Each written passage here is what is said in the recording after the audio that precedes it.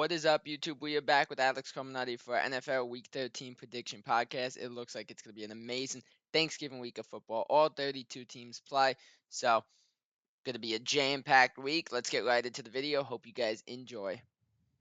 So, Alex, we are back for Week 13 of the NFL season. It's Thanksgiving week. This week we got 3 Thursday games, but before we get into that, we're coming off a pretty eventful week. Commanders fall again to the Cowboys in what was a really rough loss. They, yet again have another miracle play, get down the field just for their kicker to miss the field goal. The Vikings blow the game to end up winning the game right after. The Texans get upset by the Titans. The Browns beat the Steelers, who were looking to have clinch yet another 500 season under Mike Tomlin, which is incredible. Probably one of the best runs I've ever seen from a coach. You expect some bad years eventually, but it just never happens. It's actually crazy, and credit to him with the teams he runs. Seahawks beat the Cardinals and took back first place in the division. The Broncos look strong again, even though it is the Raiders. Your Packers dominated Brandon Allen and the 49ers. Rams with another loss, and the Chargers losing to the Ravens. What are your takeaways going into this Thanksgiving week of football? Well, look, I mean, again, there's a lot right there, and you did a great job summarizing what happened, what were some of the higher points and some of the bigger moments from last week. And look, I mean, the fact that Pittsburgh, they could have clinched another, successful year of winning more games than losing under Mike Tomlin. I think it's still going to happen despite this loss. Now, is this loss a setback? Sure, no doubt about it. I mean, even though they were playing in the frozen tundra Thursday night, in that game, and Cleveland found a way to win. I find it very intriguing for Cleveland that they're doing better with Jameis Winston without the, in spite of, Deshaun Watson. So, that was something there, but I think Pittsburgh will bounce back and take this as sort of fuel to the fire to get them more motivated to not just get a 500 record again, but to be a legit contender. It won in what seems to be more of a wide open AFC. Again, Kansas City is still the top dog, but you have Pittsburgh alive. You have Baltimore, who's 8-4. Buffalo, of course, is red hot. They beat the Chiefs. You have more of a wide open AFC than we thought of even 2 weeks ago, 3 weeks ago. And you mentioned wide open, and the Chiefs are the top dog. They're looking more and more vulnerable every week. Yeah, they really are. I mean, Jason, they almost lost to the Panthers. We almost had the Carolina upset there, but the backup kicker saved the day, and Patty Mahomes was not too happy about that. Once they won that game, Mahomes said, plain and clear, I want blowouts. I don't want to win by 3 points. I don't want to win in such, narrow comeback or even, such close fashion. I want to beat teams by 20 points. That's basically what he said. Yep. So, look, for Kansas City, they barely hold on. For Pittsburgh, they're still alive, obviously, despite the loss. The Vikings, I mean, my friends out here almost had conniptions if they lost that game because you're up by 11 with 2 minutes to go.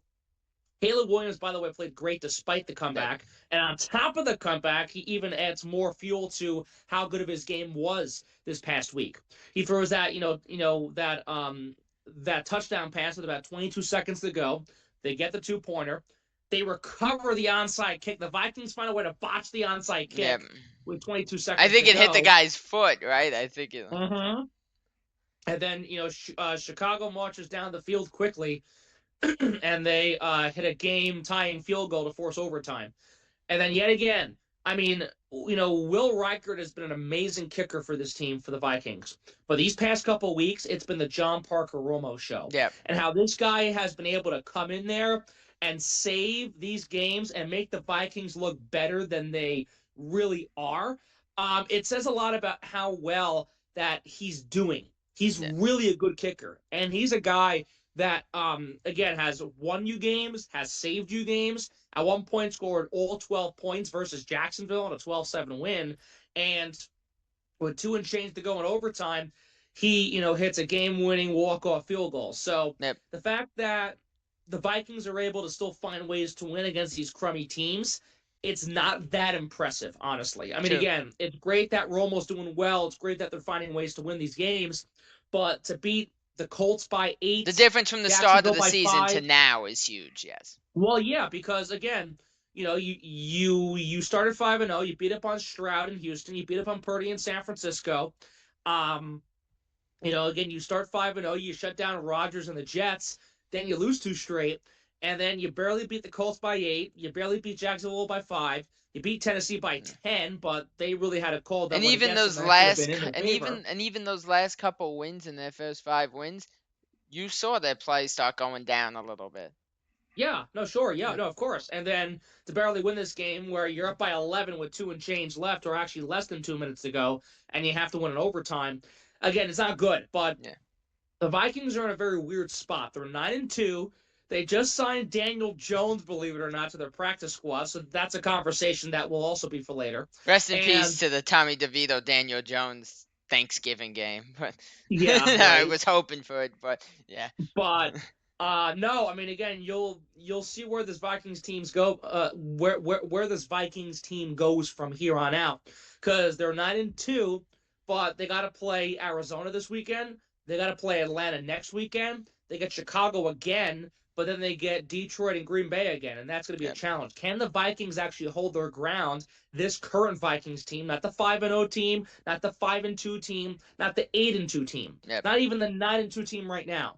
Can they hold their ground going forward against teams like the Cardinals, who are fighting for their playoff lives? Atlanta, the same thing. Detroit's the top team in the division and the entire NFC, and Green Bay is right behind them. Can they Yep. beat those teams? I'm not sure, to be honest with you, with what we've seen these past couple weeks. So that's them.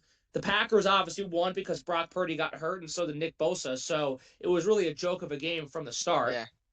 And you knew the Packers were going to win. The question was by how much, and they Yeah. put up 38 points and won by 28. Yeah. So I think that you have Jordan Love struggling. That's the problem. The plus from the game, Josh Jacobs is a running machine, and Oh he has yeah. finally found a great home in Green Bay. I I mean, I really think like Josh he in Jacobs the a lot. first half or more, he had double-digit broken tackles, which was just unreal. Well, He look, was I mean, breaking again, everything. he has been an excellent fit for this Packers team. Yeah. The Packers, to a certain extent, in previous years, have lacked some type of strong running game, even though they've tried to focus on that a lot. And they've had their strong moments with that Jones and Dillon combo. But also at the same time, you had your moments where you had guys like Eddie Lacy, believe it or not, and that was a 1-year stint, and it went down the toilet. Exactly, Eddie Yo, Lacy, big fat Eddie Lacy. I forgot about Eddie Lacy. That's crazy. Well, Okay. look, well. I mean, again, he had that one good year as a rookie, and then he Yeah. got 500 pounds heavier, and it didn't work out for him. So it just, it didn't go well. Yeah. AJ Dillon this year is out for the season, so they had to get, have someone be their RB1, Yep. and they brought Jacobs in, well before the injury. So, look, I mean, Jacobs has been an excellent fit. What's weird about this Packers team is that when the offensive passing is great, the offensive rushing is okay. Yeah. Now the offensive rushing is pretty good, and Jordan Love this year, after getting that massive contract, now wants to have a mediocre season. So it's a really weird stint that we see going even back towards the Aaron Rodgers days. Yep. So the Packers are a team where they're good, they're winning games, they're a game behind the Vikings because the Vikings are barely winning too.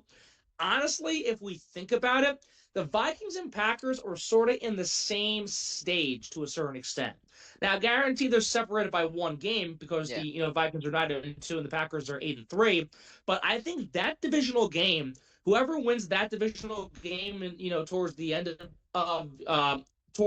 of December, I think that really shows who's the better team between the two. Yep. Of course, but that could come down to who makes the playoffs and who doesn't. Honestly, depending on how things Very are by possible. that time. Yes. Yeah. Honestly, I have a weird feeling both teams will probably make it. I just think They should. I mean, other look. I mean, teams are again, struggling to a point where the I wouldn't. NFC North. The NFC North is the best division in football right now, Yeah. in either conference. There's no question about it. You have 3 teams who have a combined, I'm doing quick math now, 27 combined wins in Detroit, the Vikings and Packers. So they have 27 combined wins with those 3 teams alone.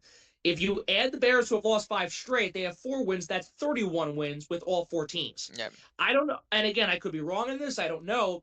But if we look at any of the other divisions, if you put all their wins together, It does it not even doesn't come stack close. up Yeah. to the NFC North.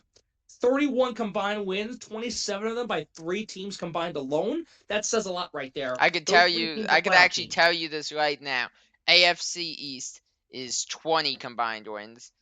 The AFC West 17, 20, 26.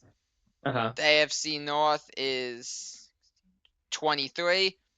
The AFC South 17. It's kind of lacking over there. Yeah. NFC East 22.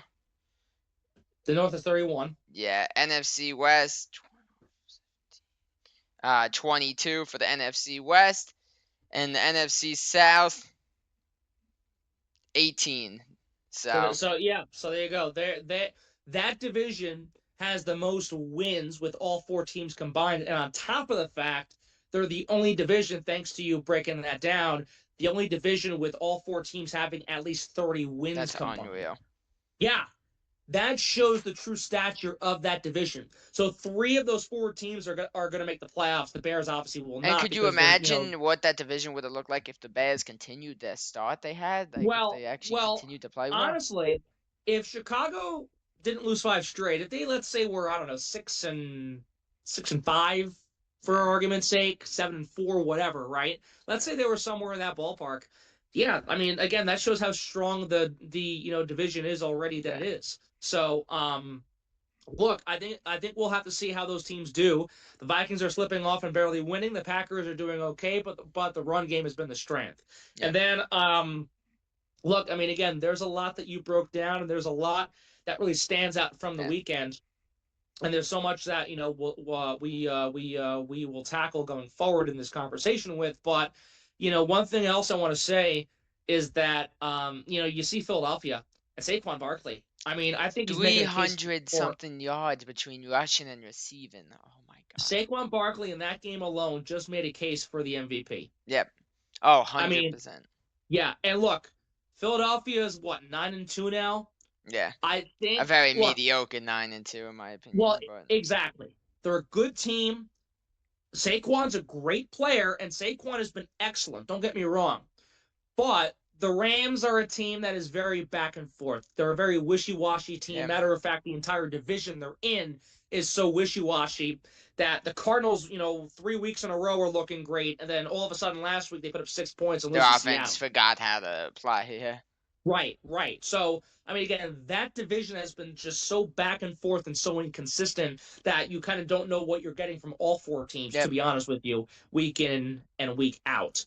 But the Eagles are a team where they're finding ways to win because they're playing teams like that, playing teams that are struggling, playing teams that are on, the south side of things, and playing teams where one game they look great and the next week you have no idea what's going on with them.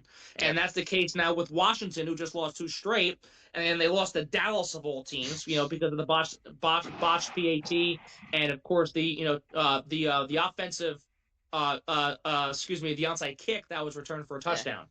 So, look, I mean, it's really a weird scenario, but if we look at some of these teams, lots of these teams are really good and they're competitive. Yep. Lots of these teams who are 9-2, 8-3 in the playoff mix, they're good teams, but if you put them up against a Detroit or a Kansas City or a Buffalo, they don't stand a chance. It doesn't compare. Yeah. No, I 100% agree. Yeah, I mean, unless they have like some really easy matchup, I don't see them winning a playoff game. Unless they play like the 7th seed and it somehow ends up being like the Cardinals. Maybe that's a way they win a game. But Jason, I'm going to be honest with you. You think the Cardinals will beat them? Is that what you're about to say? No. Oh. I mean, I wouldn't be surprised on that either. But what I was going to say is that if we look at the entire NFC picture, the only team that stands out to me is Detroit. Yeah. I don't see anyone beating Detroit. We were talking about it the other day, that me and a few people, that Detroit's going to the Super Bowl this year. I mean, I don't see any other team right now in the NFC And we're talking the Vikings, the Packers, the Falcons, the Yeah. Buccaneers, Seattle, Arizona, San Francisco, anybody. And again, what regardless of how you feel about them, Philadelphia too. I don't see any of these teams playing up to the level of Detroit, or matter of fact, beating Detroit outright. No, I and just don't see it. one thing I want to add in, and after this we'll get into the games because Yeah, there's 16 games to get into. But Detroit did something last week that I think's very important for a team. Is they still won the game by a very wide margin in a day that it really wasn't a great Jared Goff day. He did not yeah. have a great game. Um, I don't. He didn't even throw a touchdown in that game, and they still And the won thing is, it didn't have by to be a Jared Goff game, yeah. Jason. I mean, yeah, it didn't have to be Goff playing lights out. But even though Goff was all right, mediocre, so what have you, the run game really stood Yes. out, and he had Well, no, Gibbs and that's what I'm Montgomery, I saying. think, It's with two each. important that other people, when Goff has an off day, stepped up like that and they were able to win. And in a day that was an off day for their quarterback, they still won by 18. Yes, it was the Yeah. Colts, but they still won by 18. Yes. Oh yeah. Some other teams would win by a field goal and not win at all. I mean, they Right. still Right. won by 3 possessions, Well, which look, is again, this Detroit team, even with the injuries, yep, even with lots of players getting hurt at the wrong time, a guy like Hutchinson who had a really freak injury, and that's unfortunate because he was playing so yep, well before he got hurt and done for the year. But the Lions are a team. They're just a complete team, yep, complete roster, offense, defense, special teams. The coach is great. Dan Campbell's a great coach. Um, they are legit. And if we look at these other teams, whether it be injuries or just inconsistency or what have you, they just don't stack up. yeah, They really don't. And the Lions are so good, Jason. If they were to make the Super Bowl, it'd be the first time in franchise history that they'd be playing there. But it's they are crazy. 10-1 for the first time in 90 years. That's crazy. They are 10-1 for the first time since 1934. That's unreal. My grandfather was 9 years old in 1934. That's crazy. Mm-hmm. Look, that's actually crazy. But look, I'm gonna say early prediction. It'll be a Chiefs Lions Super Bowl. But I do too. yeah. But let's get into the games. We got the first Thanksgiving game. We got the Bears Lions, a big division battle. What are your thoughts on this one? Well, again, we were just hyping up Detroit, and it's fitting that they are the first game, not only because it's Thanksgiving and Yep. Detroit always plays the first game on Thanksgiving, but it's kind of a great segue into this part of the conversation now because obviously Detroit's the king right now in that division and the conference. No one is beating them. Yep. They're the only team in the conference with 10 wins this year so far. On top of the fact, Chicago has just been blowing up left, right, and center. Yeah. It's now 5 straight losses. And you come back and force overtime against a Vikings team who handed you the game. And then you go 3 and out. You go 3 and out in overtime and you lose on a field goal. So, Caleb Williams played great. Probably the best game of his rookie season thus far was this past Yeah. Sunday. Well, one thing I want to say about Caleb Williams, I'm sorry to cut you off, but It's fine, go ahead. even the announcers were talking about this. Did you watch that fight? Did you watch the game? I didn't watch the game, but I listened to it on radio. Okay. In overtime, the announcers, I don't know if it was just something you had heard over Red Zone or whatever, because that's what I was watching on. Yeah. But in overtime, you gotta get that ball thrown away. You can't take that sack. Oh well, yeah. Well, again, he played great. He finished with 340 passing yards and 2 touchdowns, Yeah. but you saw those same rookie mistakes where he was kind of uncomfortable and he didn't know what to do in the moment. But again, whether you're a rookie or a veteran, you should throw that ball away. I think it was 3rd and long or something like that. Yeah. And the Vikings just brought the house to him and he got dropped. So yeah, it was a bad one right there. And again, that sack is what led the Vikings to win. But the point is that the Bears come in on this horrific skid. Caleb Williams plays good, and Chicago wastes that performance. And the best game of Keenan Allen's Bears tenure. He played awesome. Yeah. Oh yeah. Yeah. He caught that touchdown before they made the 2-pointer. So look, it's a game where they really should have had and then yet again they find a way to blow it. It's somewhat similar to Washington, but it was just so much more unfortunate with Washington, Yep. where one bounce off a defender and Hail Mary score and that's it. But Yep. for again the Lions, we're talking about this team that has a great offensive game on the ground and in the air. And this is sort of similar. Jared Goff does not have to be Mr. Stellar this week. No. The run game can take care of business against a weak Bears defense to a certain extent. I mean, again, the Bears are a physical defense, but they can't contain the run. They're struggling now, losing 5 straight. And, the passing game, when it comes to their passing defense, is not great either. I mean, Sam Darnold, on the other hand, last week, threw 330 passing yards and 2 touchdowns. Yep. So, their pass defense, their secondary is weak in the back, on top of giving up the Hail Mary touchdown. So, look, I think Detroit easily wins this game. Yeah. Goff hopefully does improve. And again, I'm not saying this is a panic thing for Detroit to worry about, but Goff does not have to have the greatest game, but you want him to play good, obviously. Yes. At the same time, you want Gibbs and Montgomery to continue to dominate the run game. The one concern is Montgomery. Montgomery's questionable. He did get banged up in that last game, so we will see. He did, but if he plays and you put them together, you want them to do the same thing. I think they scored all 4 touchdowns combined. They each had 2 apiece last week, I think. So yeah. So that there says a lot about how strong this run game is when the pass game is somewhat so-so.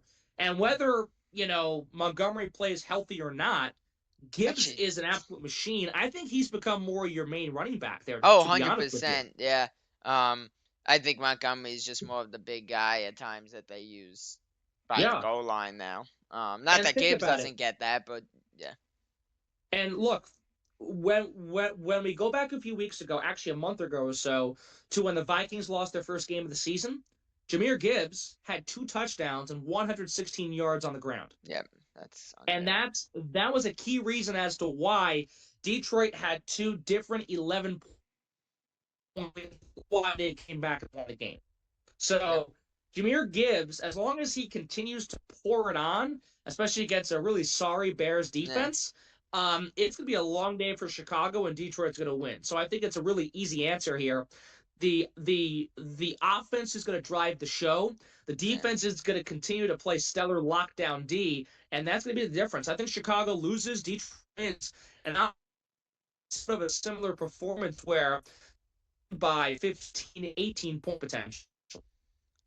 Yeah. Yeah, look, for me, I don't think whether Montgomery plays or not, I still think it's an easy win for Detroit. The one concern is I know St. Brown also got banged up in the last game, so hopefully St. Brown plays. That would be a bit of a big loss. That would be a pretty big loss for them, but I don't think I still think Detroit's okay no matter what. The one concern I do have is, isn't there a little Detroit chaos for Thanksgiving Day? They do tend to have some issues. Am I wrong on that? I mean, maybe. Oh, he's booted out. Shit. He got booted. Zoom just did not want you in here. Obviously not. You were getting laggy and then you were gone, but you're good now. Okay. But yeah, I think there's a little chaos I've heard about.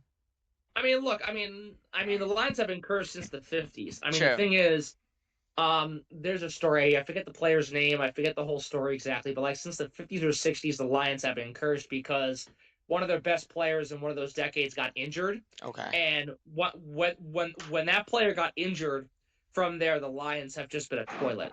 So that's what it stems from. But so he's their version of Joe Namath, basically.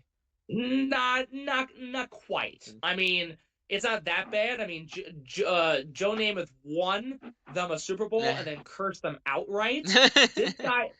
This guy cursed them unintentionally. Joe Namath intentionally cursed the Jets. There's a reason why Aaron Rodgers might not return next year. So, look, point being is that, I mean, somewhat yes, somewhat no.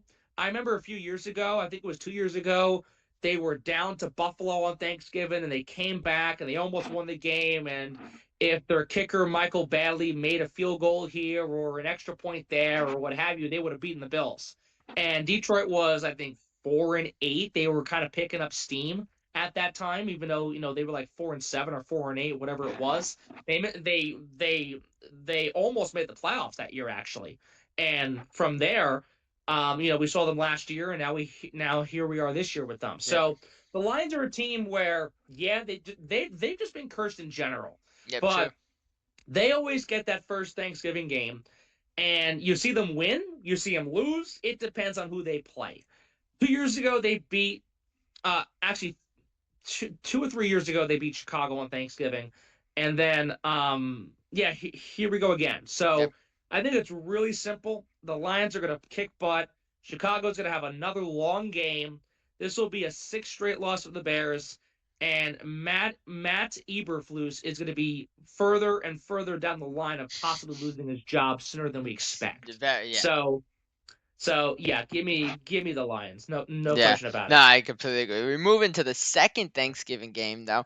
We got it looks like Drew Lock this week because Tommy DeVito sadly got banged up last week because the Giants let him immediately they just let him get crushed over and over again and again. That could not have gone worse for that poor kid. It went horrendous that game. I believe it was 30-7 the final. And they're against Cooper Rush and the Dallas Cowboys, who just got a win against the Commanders. What are your thoughts here? We don't got to spend too long on this one. I was really hoping a Tommy DeVito game on Thanksgiving, and I was really hoping that if that was the case, the Giants would pull it out. Now, Drew Lock is a guy where you don't want to underestimate him either, because I think it was a year or two ago, he almost got Seattle in the playoffs, believe it or not. Well, I remember me and you were watching the game. Remember when he beat the Eagles late in that game? Yeah, that was that last season? That may have been. It was last year.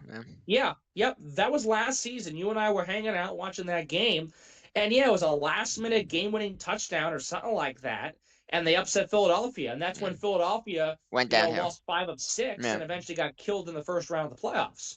So that was last year. But the point being is that Drew Lock's a guy. Yeah, he's not starter quality. Obviously, you saw that in Denver, and he's serviceable. But yeah, he's serviceable for a team that is in trouble or is just an absolute just disaster like the Giants. So you see that, and there is some upside to Drew Lock. Yep. Yet the Cowboys now have just found a way to win 2 straight, and they're starting to pick up steam. And always remember that the Cowboys are at home on Thanksgiving. So, look, I mean, again, this is a game where it could go either way, and the Giants historically in recent years have not played well on Thanksgiving at Dallas. So they don't play good against Dallas in general. yes, true. But 40-0 last year kind of backs that up. Yeah, but in general, in specific, Thanksgiving Day when they play the Cowboys, it doesn't work out too well. Danny Dimes, remember that head issue? Yeah, that was not good. He suffered a bad concussion. But look, I think you'll see Dallas win, unfortunately. I think Drew Lock will make it somewhat closer than we expect. I think Drew Lock will be serviceable, like you said. But this Giants team is an absolute train wreck. Whether it be Daniel Jones, Tommy DeVito, Drew Lock, or Mickey Mouse, whoever the quarterback is, I mean, it's an absolute freak show. And to have Tommy in there and be down 30-0 and then score a garbage time touchdown to lose by 23, I mean, no wonder why Malik Nabers is frustrated. I was about to say that if in the next 2 years this doesn't change for the Giants, Nabers is going to be out of there. Jason, I'm gonna be honest with you. It might not be that long. No, because I mean, again, this is just all speculation. I can't tell you if this is really going to happen or not.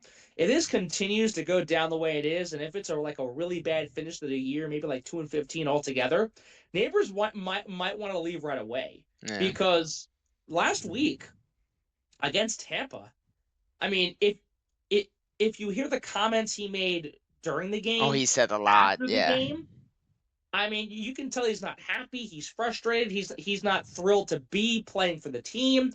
I mean, he was really upset and really just bogged down about playing for the Giants this year. And Mind then you, he's a the rookie. one thing I will say is, I was talking about this with somebody at work, and you want your guys to be pissed off though that they're, you know, uh, 2-9. You don't want them to just be like, whatever. It's so it's you don't want them to be pissed, ready to leave the organization, trash talking it, but you know, it's good to see that somebody cares, at least in a Yeah, way. There's mixed feelings on it because it's obviously a really bad sign for the Giants, but right. he cares. He does care. I mean, he cares and he Yeah. wants to find success, but I think he also sees not just this year, but also the longer picture Yep. that this team has not had their act together for more than 1 decade, Yep. and this I is a believe the team last time they where had their team the act really together, they lost to you guys actually in the wild card, I believe. and that was 7 years ago. But Yeah. you take away that one season, and yeah, they've been somewhat in it sometimes, but the most of it's just been a disaster. Yep. The last really good Giants team we saw was when they won the Super Bowl in 2011.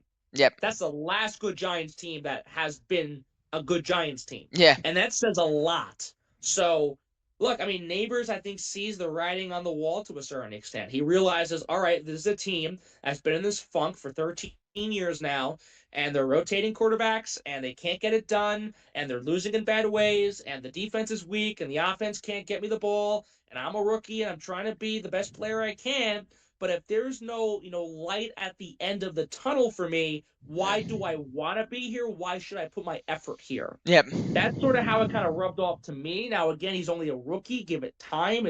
This is sort of this is somewhat of an overreaction to a certain extent. But look, It's a this is young something guy where who has a lot of maturing to do too. yes, yes, but again, this could escalate if it Yes. continues to go down this rabbit hole. So, look, after all of that, the Giants are not winning on Thanksgiving. No. That's the point. Dallas wins. Yep. We actually have time for one, maybe two more. It depends how long we take to cover this game because I don't want to rush it since it's your team. We got the Dolphins Packers to close out Thanksgiving football. What do you got here? Well, look, I mean, again, the Packers won against a 49ers team that's injured to say the least. Purdy didn't play, Bosa didn't play, they killed them. It was a great win for Green Bay to keep things going. Yep. Jordan Love, though, is still just really looks flaky. That's the problem. Yep. On the other hand, Miami looks pretty good ever since getting Tua back. Yeah. And Tyreek Hill looks more confident with Tua back. And not just confident, he's obviously getting the ball and getting more action, and that's putting up his stats because his guy is back for him. So To be fair, it's the Raiders and Patriots the last 2 weeks. To be fair. yes, it is guaranteed. But to be at 2-6 and now be a game under 500 in an AFC where it's somewhat wide open, Yep. and the wild card races are more wide open than the actual top crown. So Miami, they're one win away here from being really close to coming back into the playoff race fully. Yep. Now, they're somewhat in it, but they're not completely in it. If they can upset Green Bay, which there's a chance of it happening, then I think Miami has a case to say, okay, they're a second half team trying to make a second half push. Yep. At the same time, for the Packers, this has to be a game where Jordan Love cannot make mistakes. I'm not saying he has to go 40 for 40. What I'm saying is that he's got to have at least a 60, 70, 80% completion on his passes. He's got to throw 2 touchdowns, over 200 yards, and no picks. Yep. He can't have a turnover. That's my point. Yep. He cannot afford to have a turnover. Now, again, they beat up on the 49ers. Different conversation. You won by 28. Jordan Love has to have a clean game. At the same time, Josh Jacobs needs to carry that momentum into this game. Yep. And what also helps for the Packers, they're at home. It's going to be freezing cold. Miami sucks in the cold. Not just that, Jason, but here, like where I live, and of course I'm right by Wisconsin, on Thanksgiving, it's going to snow tomorrow out here. And on top of the fact, it's going to be a high of 20, and right now it's like 12 degrees. So it's cold. And Friday, it's going to be -3 where I live. So it's going to be really cold this week. And we've seen how Miami gets once they hit December and they're in the cold environment. Yeah. Yes. And again, I don't know how cold it's going to be in Wisconsin, but take that into consideration. The point is that The Packers play in the cold.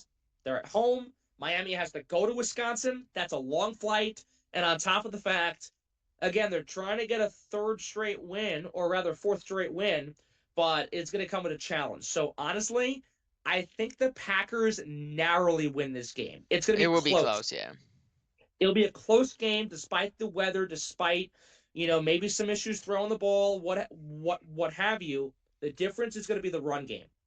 I think Josh Jacobs is just going to get Green Bay just right across the finish line to win this game, and they could win this game by 3 to 7 points. So give me Green Bay mainly because of Josh Jacobs, and hopefully Jordan Love is clean. Yeah, no, I completely agree. The thing about this game is it's two quarterbacks who could easily make a mistake because they both have Oh yeah, tendencies of throwing picks. They both do. That yeah, is that is the yeah. weakness about these guys. They do throw a And lot the of thing is, interceptions. Love has struggled with a decent amount at home this year. Yes. And whether it be against Detroit, against the Vikings, against whomever else, he's thrown picks in bad situations at home. Yeah. And again, those were against playoff teams in his division. Miami is not officially a playoff team, but like I said before, if they win, they're in the playoff conversation at 6-6, where they were 2-6 4 weeks ago. Yep. So they can't afford to really loosen things out, the Packers. Jordan Love can't afford to have a costly pick here or there. He might have had 273 passing yards against Detroit, but he threw an ugly pick six, and by the fourth quarter, the Lions led by 18. Yep. So he's been struggling in front of the Packers faithful this year. So you can't have that happening in this game. But I think it won't be that bad of an issue. I think he might struggle, but if he does struggle, I don't think it'll be as serious. Hopefully it's not, of course, but I think he'll be able to, keep himself grounded more against a team like Miami compared to a team like Detroit. Yep. No, I completely agree. I could not have actually said that better myself. So, Alex, the next game I want to get into is the Black Friday game, a division game. Um, you would like to think, this is a game that's going to be a blowout. We got the Raiders with probably Desmond Ritter against Pat Mahomes and the Chiefs. This is a perfect time for Pat Mahomes to start winning by 20, like you said he wants to do. But what are your thoughts on this game? There's a reason why this game is on Black Friday. Not because the Raiders are a team in black, but because black is an ugly color, and this is going to be a very ugly game. So, if the Raiders somehow win this game, then Taylor Swift should break up with Travis Kelce immediately. That's number one.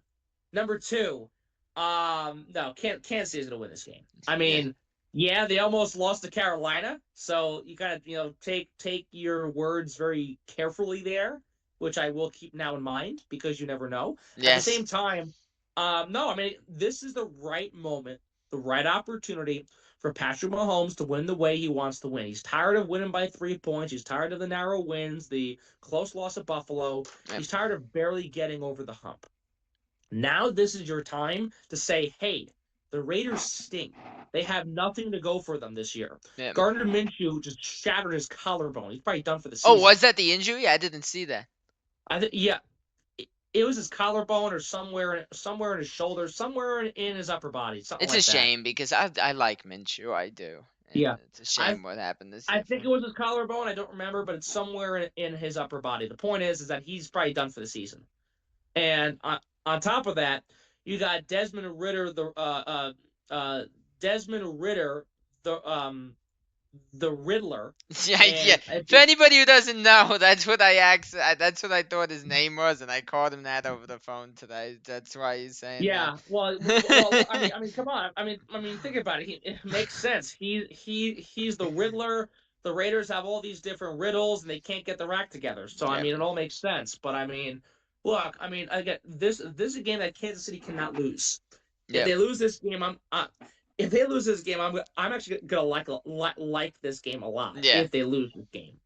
Yep. But look, I mean, this is something where this should be a blowout for Kansas City. Yeah. They know how to put up points.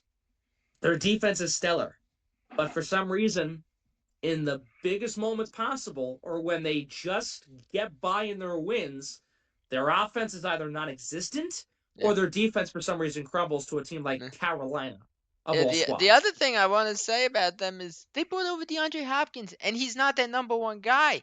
There's so many Yeah. important plays out there. There was a third down play last week, and he's not on the field, but they have Noah Gray out there. Yeah, I don't get that either. I mean, yeah, I mean, you would think for a team that lost Rice for the year, for a team that has struggled in the, in the receiving core ever since Yeah. Tyreek left, Hopkins one, Juju two, maybe, you would think that. Yeah. And then on top of the fact, yeah, I mean, again, it just doesn't make sense. So, The fact that Worthy is over him is just weird to me because Worthy should not be anything more than a deep ball guy, in my opinion. well, look, He's look, been good. He's been good, but Worthy's been an excellent rookie, but they've yes, kind of used. They should be using him more in the run game. At true. the same time, I mean, Pacheco's been banged up this year, and Worthy had a very good start in that season opening win against Baltimore, and he really stood out right away.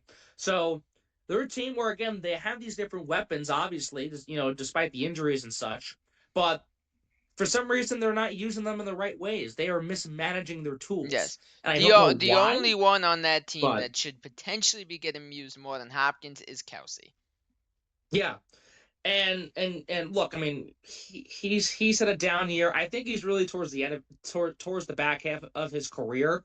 He's still a Yeah, great he's tight got end. one more year, I think, and then I think he'll be done. I mean, I don't know because look, I mean, he's a great player, 3-time world champion, Hall Eh. of Famer, no doubt about Well, it. if they keep But winning, he might not stop playing. well, yeah, no, I mean, true, and that means Taylor Swift is still going to be around. But the Yeah. point is, look, I mean, again, Kansas City should win this game. They have the pieces to just manhandle Vegas this week. Yeah. Mind you, the game's in Kansas City, so the Chiefs have the home field advantage. They obviously know how to win at home. Yep. Their only loss this year was on the road to Buffalo at Buffalo, so they still have not lost a game at home this season, Yep. regardless of the circumstances and barely winning. So this should be a simple win for Kansas City. It should be a bounce back, get right game. And this is the opportunity to get those blowout margins. Yeah. No, 100% agree. We move in though to the first game of Sunday's 1 o'clock window, a division matchup. We got the Texans coming off a really not good loss against the Titans, playing the Jaguars. And I don't know if it's Mac Jones or Trevor Lawrence yet. Let me see actually if ESPN has said anything about that yet. Although I've learned to never go by ESPN because they're pretty useless with stuff. Let's see. Is there anything on this game? Lawrence. Lawrence was limited to practice. He's questionable, but I think either way, I mean, Mhm. it should be pretty clear. What are your thoughts on this one? Well, I mean, it should be clear, but it wasn't clear last week, obviously, for some Yeah. reason. I mean, we had Houston in the bag, and they lost by 5, and C.J. Stroud, for whatever reason, wanted to take a safety by stepping out of play. So, um, I don't know because the Texans are a weird, weird team this year. They're a good team. They're obviously the best team in that very bad AFC South. But if they're losing the way they did to Tennessee, you can't rule out Jacksonville this week. Yeah. And I'm not saying Jacksonville is going to outright win the game or I think they're actually going to win this matchup. But you have to really take into consideration what could be and what could not be for Houston this week. Yep. And if they find a way to again train wreck the way that they did last week to a team like Jacksonville, then all of a sudden this weak division is somewhat still available for teams like the Colts and even Tennessee. Yes. So I think Houston wins. I think they're going to wake up and smell the coffee finally. And I think this will sort of get their act in the right way. And CJ Stroud, I love CJ Stroud. Awesome quarterback. Seems like a great guy. I mean, was an awesome player last year. Was a standout rookie. No doubt about it. He was the man last season, Yep. and he is the man in Houston for many more years to come. He's their franchise. No question about it. Oh yeah. But for some reason, he's having a sophomore slump that is a slump to say the least, and we could use other words for it. And these past couple weeks have just been really rough and tough, where he's making mistakes. He's making mistakes. He's throwing picks. He took that weird safety. He's just not there. He seems to Yeah. lose his focus for some reason. He seems to Yeah. be sort of, his he's physically in one place, but his mind is in a different atmosphere. And why I Yeah. don't know, I but do that wonder if seems to he's be the banged case. up. I do He wonder if might be he's. banged Yeah. up too, honestly. Who knows? But for Yeah. some reason, he's in this weird spot where he knows what he wants to do. He knows how to play well. He knows that he can build off his great season last year. But whether it's an injury or maybe it's something mental, I don't know. It's just not resulting in the second campaign. But with that said, for Houston, this is a good bounce back, get me right game. Yeah. And I'm sure they're frustrated about last week. So they're going to take their frustrations out against Jacksonville this week. And it's a great team to do that against. And I think with that in mind, they're going to find a way to power their way to a win. I think they're going to beat Jacksonville pretty handily. But at the same time, you never know. Maybe Jacksonville wins the game. But for the record, I'm going with Houston. Yeah. I'm gonna take Houston in this one as well. I actually think against that Jacksonville defense, we get another amazing running performance from Joe Mixon. I think Well, he's you would just gonna, hope. yeah. I would be shocked to see him get in the end zone 2 times, maybe even three again. It's a real possibility. Joe Mixon, man, he honestly looks better than he did in his early Cincinnati days. He Yeah. has been. He looks like a different running back. He has been unreal. Last year we all talked about it, and this is coming from a Bengals fan. I feel like a lot of people were thinking, okay, Joe Mixon's done. He's hit that Hmm. time. And he had issues on the field, he had issues off the field. There was a lot going on last year for Joe Mixon, obviously. But you know, he looks like a different guy out there. And I think he could easily alone lead a team to a win with how he's playing. But I think Stroud gets going this week. I think they figure out a way to get Tank Dell a little more involved. Um, that's a big thing. You need to get Dell more involved. Nico Collins has came back and he's been pretty good so far, but they need Dell more. They need to do something with him. He was such a huge part of that team last year, and now without Diggs, you need to get him involved. You really do. Well, look, again, this is a team where they have the pieces, even with the injuries and Diggs Yep. being done for the year. And Joe Mixon, you're right, he has stepped up in a really marvelous way. The way he's able to just ground and pound and play the way he has. I mean, honestly, I think this might be the best season of his career so Yeah. far. And it comes at a time where, again, it was shaky towards the end of his time with Cincinnati, like you said. He needed to start fresh, start somewhere new. He needed sort of a bounce back, comeback year, and he's gotten that and more so far this season. Yep. So even if Stroud struggles, if Mixon from the get go is on fire, Jacksonville is not going to handle him. I Yep. mean, it's going to be a one-sided affair from the start if Mixon from the beginning just gets going, which we've seen many times. We saw it against Dallas a few weeks ago. Yep. So, again, I think Houston wins the game. But you're right on Mixon. You're right on Tank Dell. He needs to get more involved as well.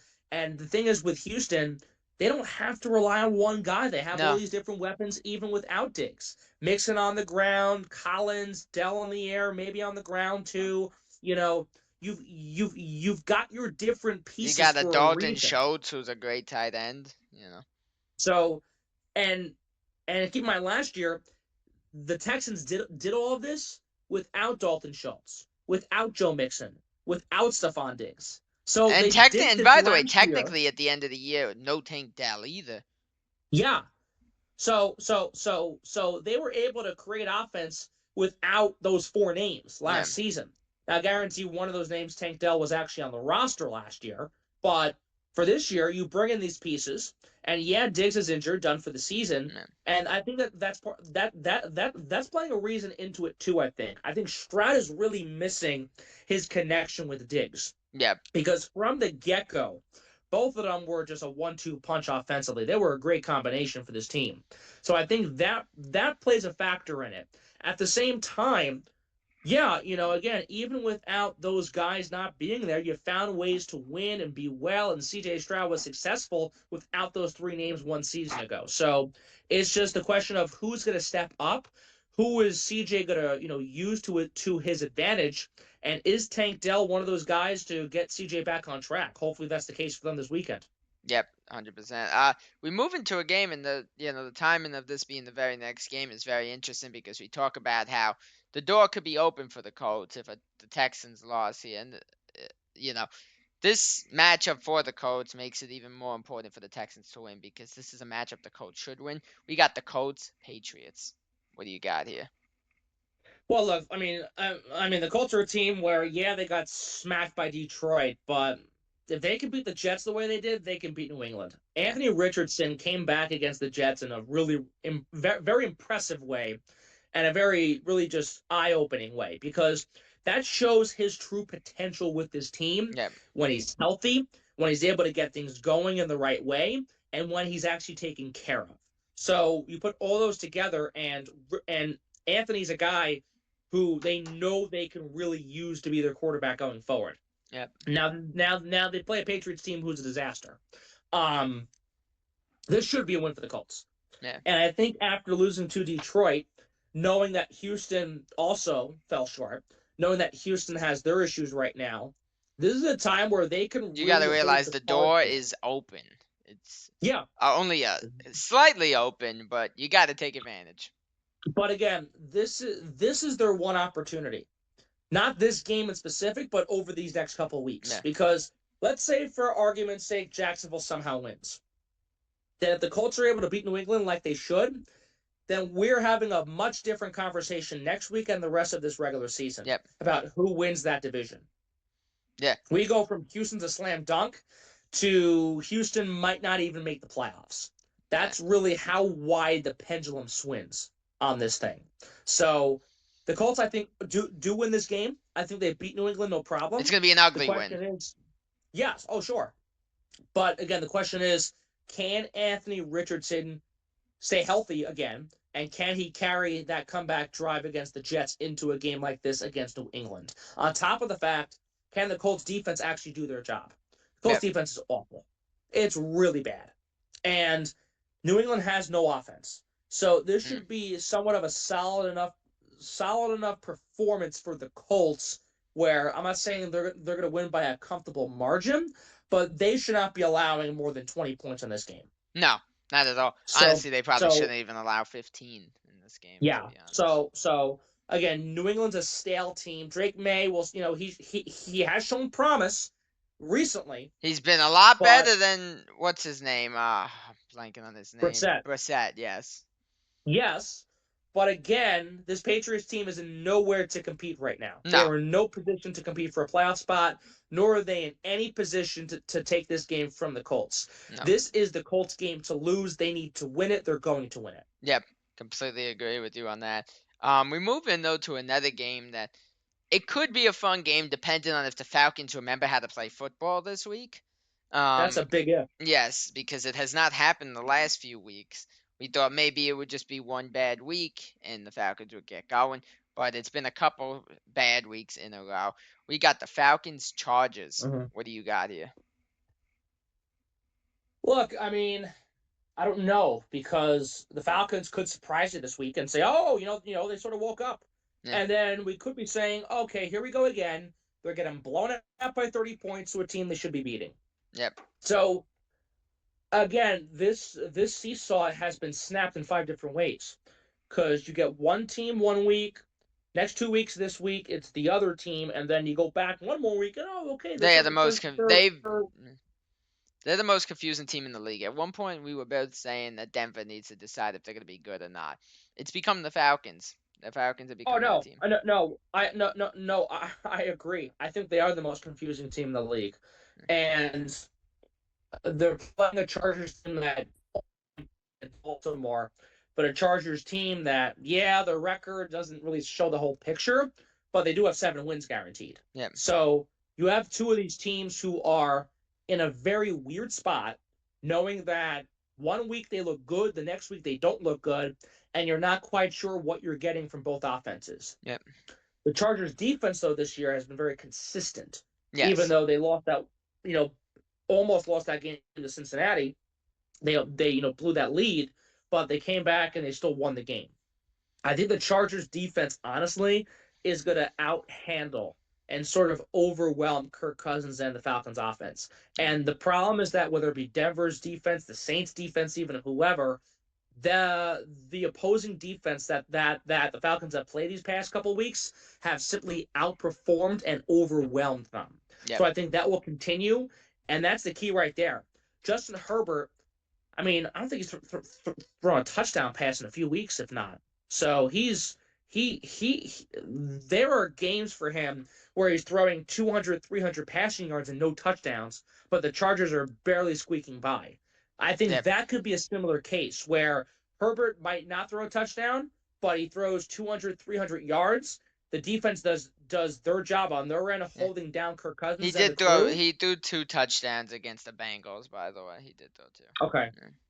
okay, but there are games where he's throwing a lot of yards and he's not throwing touchdowns. Yep. The point is that. The point is also, if he does that again and the Chargers defense shut down Kirk Cousins, then the Chargers win this game. And I think Los Angeles will win this game regardless. Yeah. I completely agree. I can't physically take the Falcons with what I've seen lately. Koo, something looks wrong with Koo. He's not able to hit field goals lately, which is something we have not seen him struggle with in his career. Mm-hmm. Um, Mm-hmm. until now. Cousins looks off. Mooney's banged up. We don't know if he's playing. Um, yeah, and to be honest, even Drake London, he always gets these little minor injuries. So we'll see. It's just very hard for me to take the Falcons right now, and that's crazy for me to say because the Chargers used to be one of those teams that I didn't know if I could take or not. now, Well, and you know what? They still are to a certain extent. yeah, But you also look at this game. You've got one team where they have 7 wins and they're flaky, but you have the Falcons who are beyond flaky, and they're a team where they've beaten Tampa Bay twice, so they have the tiebreaker over the Buccaneers. But at the same time, the Falcons are unable to actually win games against teams they should be beating. yeah, So again, you're in this sort of catch-22 where one team looks okay, the other team doesn't look good, and then when they when they play each other, God forbid it could be the opposite. yeah, We'll see. But yeah. I think the Chargers for now was the safe pick. Yeah, I completely agree. Moving on, following that one, talking about two more bipolar teams that happen to be playing each other this week. We got the Seattle Seahawks, who are now first place in the division after that very ugly game against the Cardinals, against Rodgers and the Jets. What do you got here? If Seattle loses this game somehow, I really don't understand this. I think Seattle loses. I think they're more confusing than Atlanta Yeah, because the Seahawks are again, they beat the Cardinals the way they did. It wasn't pretty, but they won the game. yeah, And now they're in first place in that wide open chess match called the NFC West. But the Jets are a train wreck. Rodgers is going to be 41 next week. He doesn't know if he's playing football again following this year. yeah. The Jets don't even know if they want to bring him back next season. So The Jets don't even know the if they want to Jets, keep the team going anymore. well, that and there was a basically outrageous rumor that Rodgers was going to get benched for this game. That's not going to happen. He's No, playing. I no. mean, that's he's playing this Sunday. Yeah. What kind of statement is that? But This game's gonna be look, so I mean, bad. yeah, because look again. Seattle's the safe pick, and I'm going with them here because of what I saw last week. Yeah. They won ugly, but they won. And this game is going to be ugly. But if Seattle wins, they win ugly. That's how they do it. Yeah. Ugly is their new best friend. Yep. That is basically Seattle. Their new best friend is ugly. There's a reason why it rains in Seattle all the time because it's ugly. So I think they're going to win in such a very ugly fashion. I'm saying ugly a lot. Man, I sound like a freaking robot. But the point is, look, again, I don't see this team losing to the Jets. The Jets are just an absolute disaster. Rodgers gets Adams. Mike Williams is gone.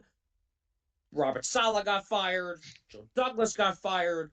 Woody Johnson's going to be in a home in 2 weeks. I mean, it's just an And the way absolute, Rodgers is absolute. going, he could be joining them in the home soon. Only at Yeah, 41 no, years no, old. no, I know. I mean, it's it's an absolute chaotic scene. Yeah. But knowing Seattle, the Jets will somehow find a way to win this game by 3 points Yeah. or by a safety. Yeah. I mean, in the Jets will somehow find a way to win this game in the stupidest way possible. Yeah. No, it's very possible. But I look at Seattle based on what I've seen the past few weeks, and now that they're in first place, and now that San Fran continues to get hurt, and Purdy's out, and Bosa's out, the Rams got shellacked to Philadelphia, and the Cardinals are taking on a Vikings team this week where the Vikings could win or could not. It's unclear for Yep. their rivals in their division.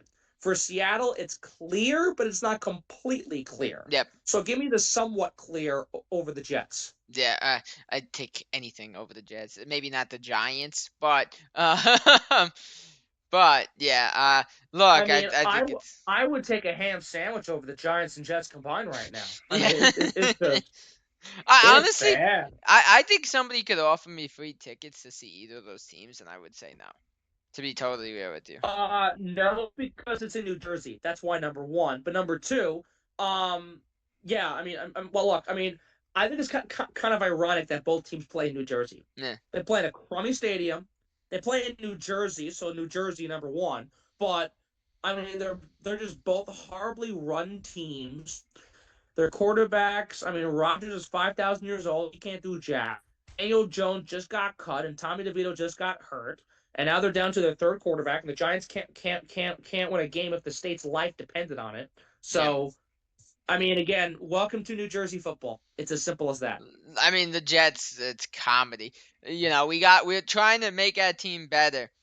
Let's build the team for the future so we could be a good team. Oh, how do we start? Let's trade our draft picks for a 40-year-old.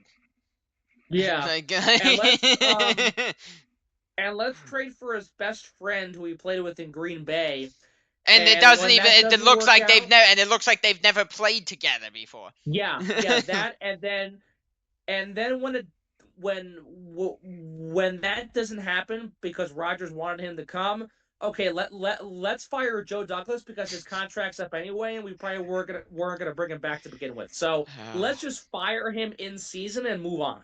Yeah, that is the Jets. Yeah. So, I mean, part of me feels for them. Part of me is just laughing my butt off because this is just next up.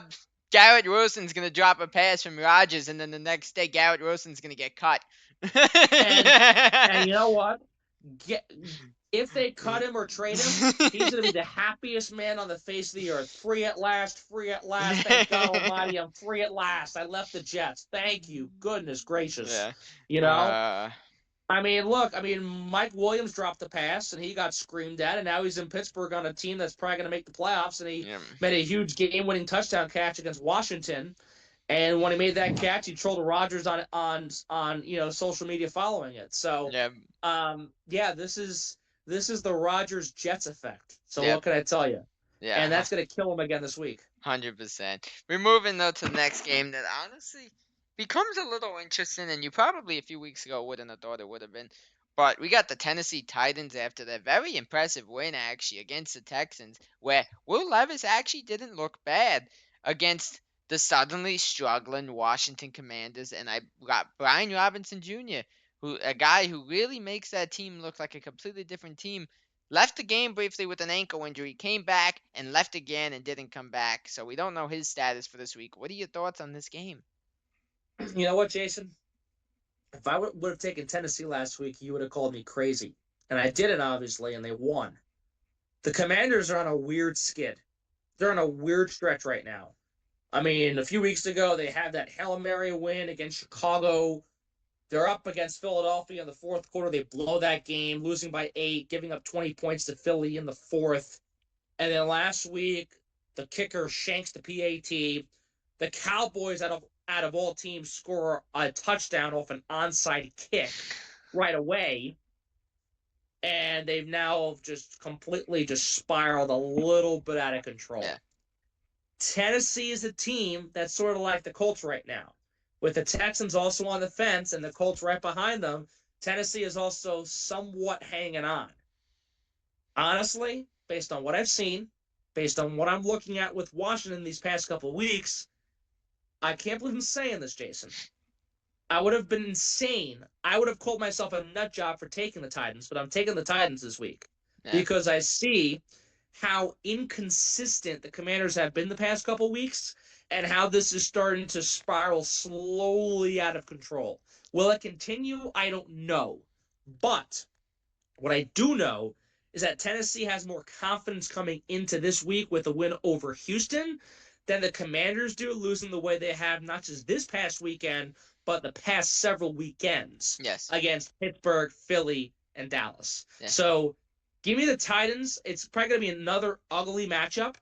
I mean, if they somehow score a touchdown off an onside kick, don't be surprised either. Yeah. But no, give me Tennessee because Levis did show strides, and if C.J. Stroud can take a safety by stepping out of the end zone, then Jayden Daniels could probably do that somehow too this week. Yeah, I mean, the one thing I'll say for the Commanders is their offense hasn't looked that good, and that doesn't bode well because the one thing about Tennessee is that defense actually is not that bad. No, yeah, no. Well, and again, we've talked about this a couple times. In week one, when they lost to Chicago, they shut them out 17-0 in the first half. Yep. So the Titans know how to stack up the D line. They know how to lock down teams. The question is their offense. Can Will Levis get something going on a consistent basis? Now, guaranteed the receiver core he has with him isn't the strongest, but if Levis is able to get something going with that, then that's what really makes Tennessee a team that is actually not bad. They're actually somewhat decent. And that was Tony the case last Pollard's week. playing really well suddenly. He is. No, he is. This offense has shown strides these past couple weeks, when it comes to playing Houston, especially last week. So this is a team where they can stun you. They can really throw you off guard when need be. They are a trap game team. Yes. Again, they're a team that can throw you off guard. They can shock you. They can upset you. But they're also a team that can just be flat from the start, and it's a long game for them, and they lose by a whole bunch. Yep. So, again, they're a team where you don't know what you're getting truly until you see the product exactly on the field in the moment. But based on what I've seen, I'm going with Tennessee because Washington can't get their act together recently. Yep. No, yeah, I completely agree, as crazy as it sounds to say. We move in, though, to a big division game, a game that we talked about earlier today that's pretty much, honestly, in my opinion, the Bengals' last shot of keeping the season alive. We got the Steelers-Bengals. What do you got here in Cincinnati? Look, I mean, part of me wants to go with Cincinnati, but I look at Pittsburgh, and they're a team that has really shown legit strides. Yep. They hold on against Baltimore. Yeah, sure, they lost last week. Fine. But this is a team, they've got more upside with them right now after a loss than the Bengals do right now to begin with. Yep. And Cincinnati is a team where, yeah, they have the comeback, versus Los Angeles, the Chargers, but they couldn't get it done. They're a team where their defense continues to be atrocious. They're giving up 30 points a game. This Bengals team is not really a great team. No. Are they still alive? Technically, yes. Is it realistic? I'm not too confident on that. Yeah. Because I look at a Pittsburgh. I look at a Baltimore. I look at KC and Buffalo, obviously. Those are four teams who I see getting in the playoff picture without question. Say what you want about Houston. They're a better team than the Bengals. Say what you want about Denver. They're a better team than the Bengals. Say what you want about the Dolphins. I think they're a better team than the Bengals right now. Those are 7 teams right there in the playoffs over Cincinnati. The Bengals' real shot is somehow a drop from the Broncos. Yes, but I don't know if that's going to happen. Yeah. And if we look at the playoff picture right now, I just mentioned those 7 teams. Yeah. Those 7 teams make the playoffs. I think Miami makes it too, which means Cincinnati loses. That's the point. So I don't see the Bengals winning this game. I really don't. The fact that we're talking about, I'm sorry to cut you off again, but the fact that we're talking about for a second straight year, a guy the caliber of Joe Burrow missing the playoffs, there needs to be changes. There really does. Coaching, defensive additions, something needs to happen because he is too good to not be in the playoffs. Well, I mean, one thing is the offensive line, and Yes, Burrow somewhat has always had a very weak offensive line in front of him. but He this is the suffered what? worst. This is the worst offensive line he's had. Yeah, Yeah. but whether it's the worst or not, he has suffered 2, 3 injuries because of how bad the offensive line has been, and he's only been in the league since 2020. Yep. So he has suffered several season-ending injuries already in his career. Even when the Bengals made the Super Bowl like 2, 3 years ago, their offensive line was their weak point. Yep. So their offensive line has to improve. Defense in general has to improve. Their secondary sucks. Yep. Their their defensive coordinator has to be fired. I think Zach Taylor should go too. I think you're right. I I think you said this a few weeks ago. Zach Taylor's got to go. Yeah. And look, this is a team where you don't want to completely rebuild, but you want to retool, and there's a difference. If you rebuild, You got to build around Chase and Burrow because I think Higgins yeah, is gone. I really do. I think he'll be out of yeah. there. And again, that's the difference between rebuilding and retooling. Yeah. If you rebuild, you break it all up completely. You trade everybody, you fire it, everybody, you move on, and you start from scratch. This is a retooling phase where you keep your key players on both sides, offense and defense, but you get a new coaching staff. Yeah. You try to attract different players to go around Burrow. You try to build that O line in front of Burrow. You try to further build your secondary and your D line. Your D line though has been good. I mean, Trey Hendrickson has had a remarkable season this year. So the problem is the secondary and some outside linebackers for Cincinnati. It's a shame. So those are if the they improve only on four. that, Those are the only four guys you look at that team and could say are worth keeping. yeah, yeah. So again, this is a team that should be in a retooling, not a Yeah. rebuilding mode going forward. No, I don't see them winning this game. I don't see them making the postseason. So Yeah. Pittsburgh right now, believe it or not, is the team to beat in the AFC North. Yeah. Not Baltimore, Pittsburgh. And I think Pittsburgh wins again. Yeah. I agree. Sadly, as a Bengals fan, it hurts me to say, but I do agree with you. We do have time, by the way, for one more game, and it works out perfectly because it's the last game of the 1 o'clock window, and then we have 5 left. Mhm. So we'll do this now. We got about 4.5 minutes.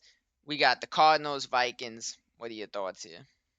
Well, the Vikings, this is a must win, no doubt about Yep. it. And they've won 4 straight, but they've been 4 of the ugliest wins you will ever see in your entire Yeah. life. My left toe is more pretty than these 4 wins the Vikings have had. So it has just been very bad offensive work. Darnold's banged up guaranteed, but you look at the win versus the Colts, that should have been by more. They Yep. should have never trailed 7-0 at halftime and then come back. The Jacksonville game, don't even get me started with that one. I mean, that was just ugly from the start. Yeah. Sam Darnold throws 3 red zone picks. The Vikings score all 12 points off field goals by John Parker Romo, who played his first game that day, and they win 12-7. Tennessee was improved, but not great. And then Chicago, you're up by 11, you blow it, you just win in overtime. This has to be a dominating win. Yep. But it's not going to be dominating because they're playing the Cardinals. Arizona is upset and they're frustrated about last week. They're going to be hungry. They're going to come with a vengeance, and they're going to want to really beat up on the Vikings after losing in such a way to Seattle just 1 week ago. Yep. So I think you have a back and forth game, and this is a real test to see, can the Vikings, after starting 5-0, can they actually beat playoff caliber teams? Yeah. Because the teams they're beating are teams that are not playoff caliber teams, at least of right now. The Colts will see, the Titans will see, but the Bears are not making the playoffs. Jacksonville's a train wreck. Yeah. So the teams they've beaten on this 4-game winning streak are all teams with losing records. Can they actually beat a team in Arizona who is surprisingly a winning team this year, but a team that is, again, fighting for first place, like the Vikings are somewhat fighting for first place in their right? Yeah, and the thing is, those 4 teams are losing records. They struggled against them, all of them. Mm-hmm. Yeah. So honestly, Jason, my gut is kind of mixed on this because I could see the Vikings winning and winning narrowly again for a 5th consecutive victory. Yep. But I also could see Arizona coming back and just laying the hammer down on the Vikings. So to be honest with you, I think from what I'm leaning towards, I'm leaning more towards Arizona. I'm going with the Cardinals. And again, it's something where you have to see what happens until the game starts. But based on sort of the momentum coming in, even though the Vikings won, the Cardinals lost last week, Yeah. Arizona right now is a much better team, even though the Vikings have 9 wins and the Cardinals have 6. Yep. So I go with Arizona, and this is a test for the Vikings. And if they fail this test, which I think they will, then this starts a long road going forward to end the regular season. Yeah, I completely. It could get very ugly from here on out if they do Mm-hmm. lose this game. But yeah, I'm gonna go the Cardinals too. They're gonna come out pissed off after last week. It was one of the probably their worst offensive performance of the season, and I don't see Yeah. that happening again this week. I think they're gonna come out much stronger. Yep. So, Alex, the next game kicks off the 4 o'clock window.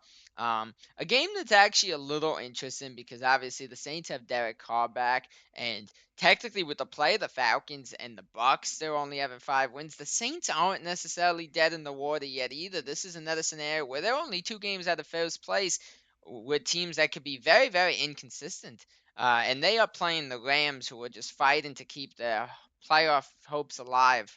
What do you got in this one? This is kind of an interesting one. It is, and it's really, really a narrative that you wouldn't have thought going in because the Rams were a team where, again, they started slow, then they got back into play.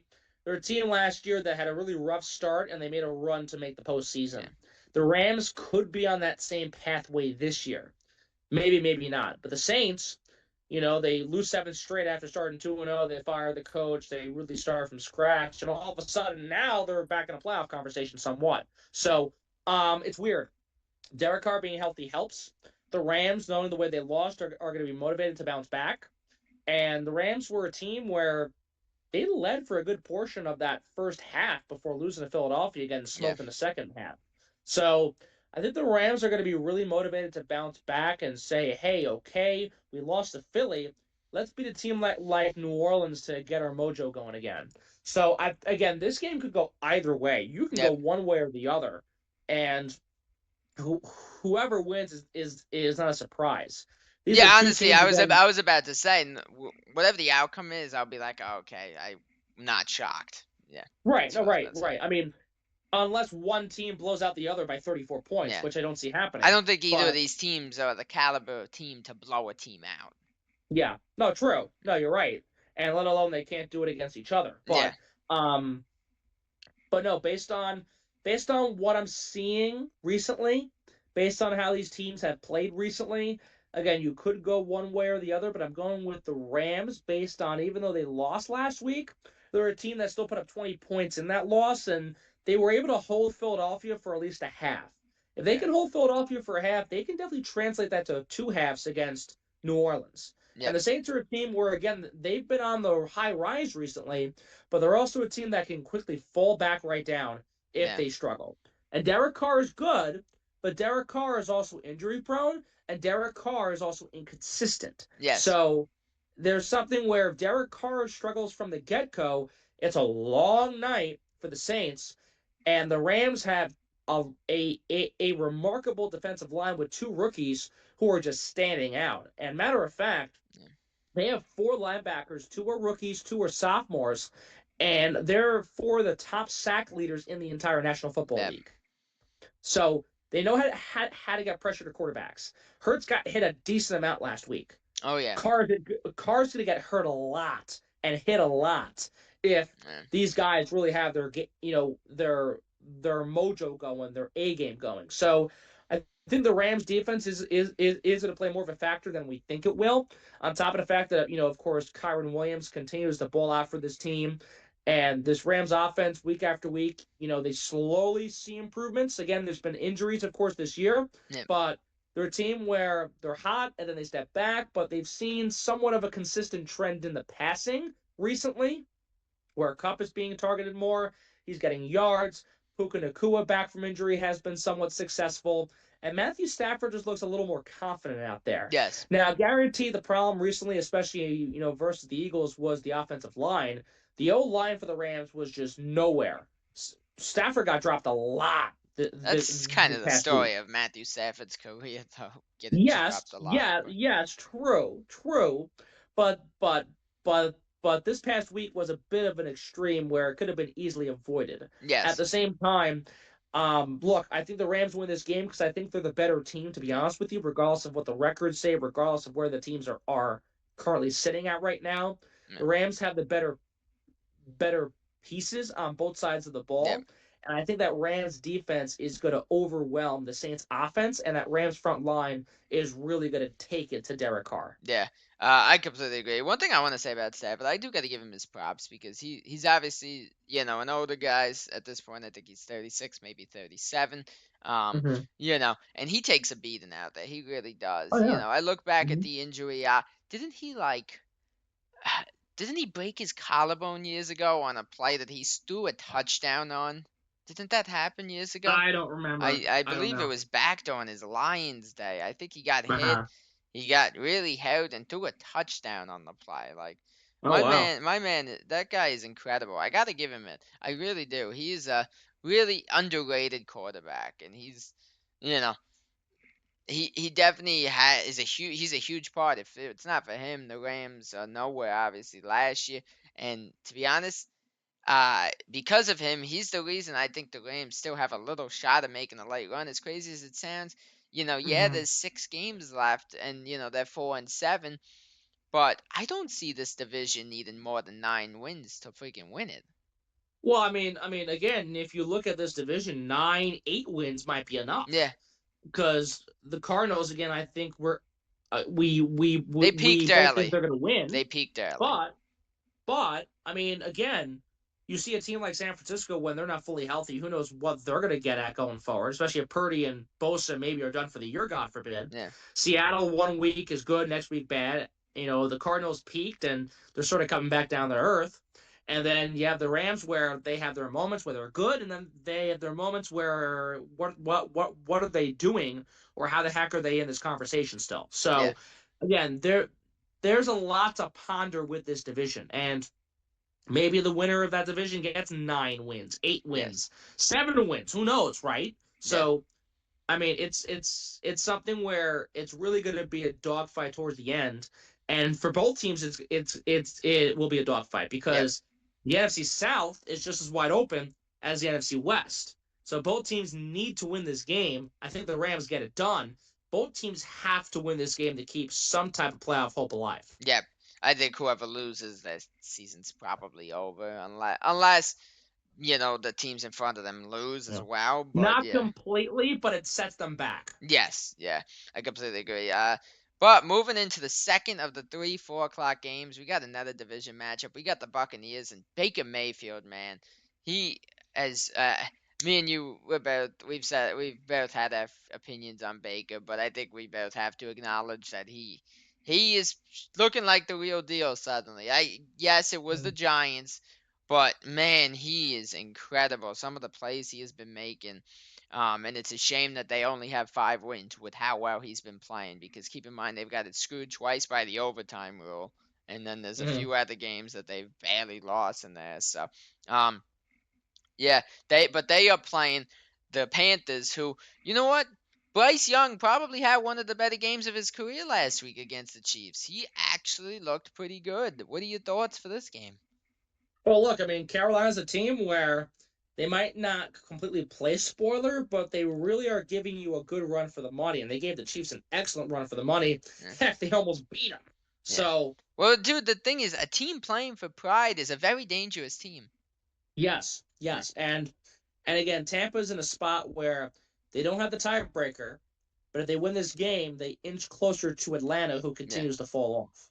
So, look, I think Tampa wins because Baker looks great. He looked very confident last week. Again, it was the Giants guaranteed. Evans And I'm is not comparing back. the Giants and Panthers. Both teams are not good, Yeah. but the Panthers beat the Giants this past year. But if you look at this opponent and last week's opponent, they're both weak teams, nowhere close to the playoff conversation. Yeah. Baker's So, situation gets even better because now he's got Mike Evans back. right. So look, I think Tampa will definitely blossom. I think they're going to boom their way to a win. Baker has looked great. Yeah, I've had my opinions clearly about Baker, but I think Tampa has been the spot that he needed to find. Yeah. This is what it takes for him to get to where he's at right now. It took a while. It took some back and forth years in Cleveland. It took a bad stint in Carolina. It took a short time with the Rams. Now he's found his place. The Yep. Buccaneers is his place. That's his place to play. He's doing a great job there, and he's a guy where he's able to win there, and he's got him to a playoff win, and he almost got him to 2 playoff wins, last season. So for Baker, this is his spot. And I think he's going to show that further against a big division rival in Carolina, where, yeah, the Panthers are playing for pride, they're playing spoiler, but Baker knows what's at stake here. So I think you'll see the Buccaneers win. I think you'll see them win by a decent 10 to 15-point margin. And with that in mind, if they win and Atlanta loses and New Orleans loses, then it makes the South just as intriguing as the West. Yep. No, 100%. And, here's the crazy thing, by the way. If the Panthers do win this game and the Falcons lose, does that almost open the door a little for the Panthers? Maybe not. I mean, Young. Here's the thing. If the Panthers win this game and the Falcons lose and the Saints go and lose, the Panthers are 2 games out of first place. I mean, then we're seeing sort of that West bleed into the South a bit. That would be the most comical thing if the division fell apart and the Panthers won it. Oh no, that would be insane if that happens. But Bryce Young has to be completely on his A game for that to happen. Yes. For that to be a conversation, Bryce Young has to continue his success from last week, regardless of losing to Kansas City. So, look, I mean, I can see Tampa winning this convincingly, but I'm not going to rule out Carolina making it a contest. Yes, because they have been better lately. Carolina has going to win by a margin. Carolina has been better lately. I will give them that. It's definitely been noticeable. And look, Bryce Young is a guy who's really standing out, who has shown lots of growth after being benched, and I think Bryce Young, he needed that rear kick in the pants. Yeah. He needed to be sat down. He needed to watch Dalton. He needed to see what happens when you sort of go out there and you're struggling and you don't know how to fix the problem. But he learned. He took it like a man. And now he's got the Panthers potentially in a spot where if they do win, like you said, they're back 2 games of Atlanta for first, where it's a mind-blowing thing, but that could be a realistic situation next week. Yep. So I am going with Tampa. I think they win, but I think you'll see continuous growth from Bryce Young even in this game on Sunday. Yep, I completely agree. We move in, though, to the last game of the 4 o'clock window. It should be a much better game. And this is going to be a lot of fun, I think. I really do. We got Saquon versus Derrick Henry, the Eagles versus Ravens. What do you got here? That's going to be an excellent game. And you know what? You're going to see the 2 top running backs right now in football duke it out. Yeah. Saquon's a guy who could be in the in the entire MVP conversation. Derrick Henry just as well might be in that conversation too. And on top of the fact, for my money, Derrick Henry's the comeback player of the year. Oh, yeah. So you have 2 good quarterbacks who can throw. You have 2 excellent running backs who are just monsters. You have 2 defenses who know how to pressure quarterbacks, but Baltimore has struggled on defense this year. Yep. Philadelphia has 2, don't get me wrong, but Philadelphia, as of late, even with their really fixated 9-2 record, their defense has done their job in getting pressure to other quarterbacks. That includes Matthew Stafford, that includes Jaden Daniels, that could include Lamar this weekend. So, honestly, it's a game where, again, it could go either way. You could see Saquon or Derrick Henry dominate, and that domination could lead their team to a victory. But if I look at it right now, based on what I saw from Philly last week, not because of Philly itself, but mainly because of Saquon, I'm going with the Eagles.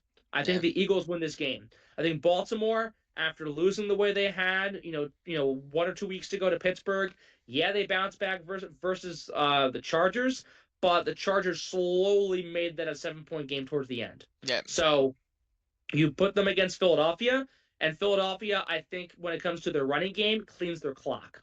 Now, Saquon probably, Saquon puts on a show. Derrick Henry probably puts on a show too, don't get me wrong.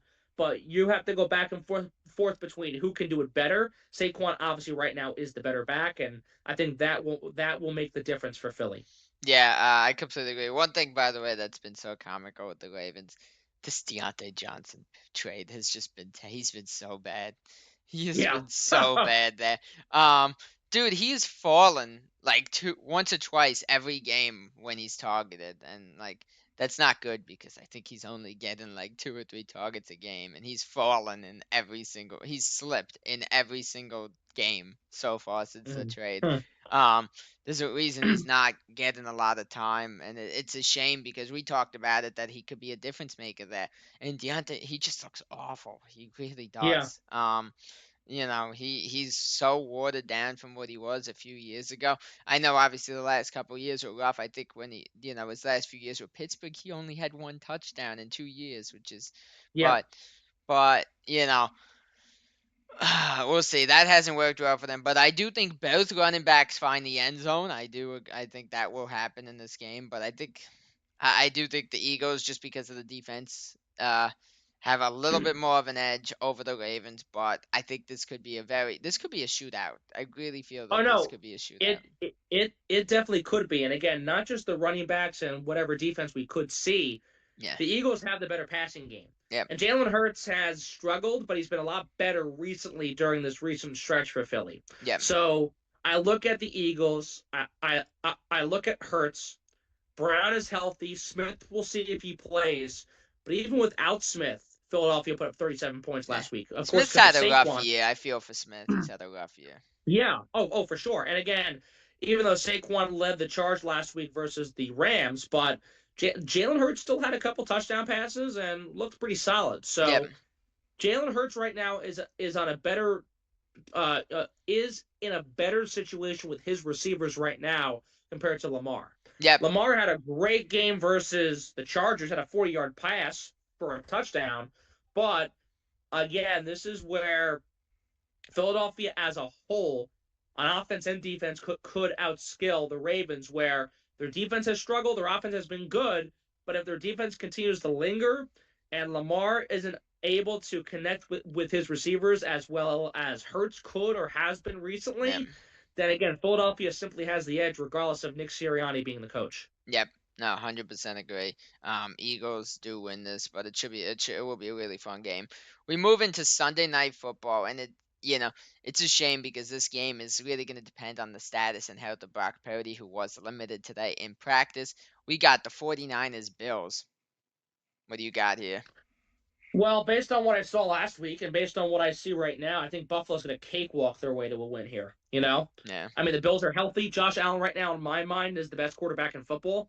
And the 49ers are hurt. No Yeah. Purdy, no Bosa. They got killed by Green Bay by 28 points. So, again, there's not much here because Buffalo looks really good. The Bills, that great win versus KC. Allen completely playing the role of field general to throw and run the ball to win the game for them. Josh Allen's a machine. And I think you're going to see that against a 49ers team that has a good defense. But again, with Bosa being out, that's Yeah. their star defender. There's only so much they can do. And Yeah, Josh Allen is a unit. And it's a shame for the 49ers because you just watch those games and they'll sit there and say, who's going down next? And I hate saying that, but it's just how it's been this year for that team. It Yeah. really is. Mm-hmm. No. Sadly, it's been that case because I like San Fran a lot. But look, I mean, again, that's the hand they've been dealt. And again, at one point, this was a game where, oh my goodness, it's going to be great. It's going to be Allen and Purdy. McCaffrey's going to run all over. Yeah. We'll see how the Buffalo offense handles things. It's going to be a game where Buffalo's going to cream them, honestly. I hope it's gonna be Purdy a long night for San plays. Francisco. I really hope Purdy plays because this So game do I. could be a very fun game if he does. Oh yeah, but I don't think he will, unfortunately. I mean, obviously the injury is bad enough that he couldn't play last week. Yeah. And if he's not practicing now on a Wednesday, He was when we're limited taping this, today. Yeah. that's still not a great sign. Yeah. So I think if we look at the overall realistic situation of it, it's not promising for San Francisco. They're gonna go there and probably get killed.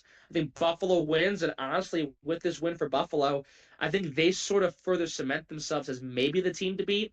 in Yeah. the AFC.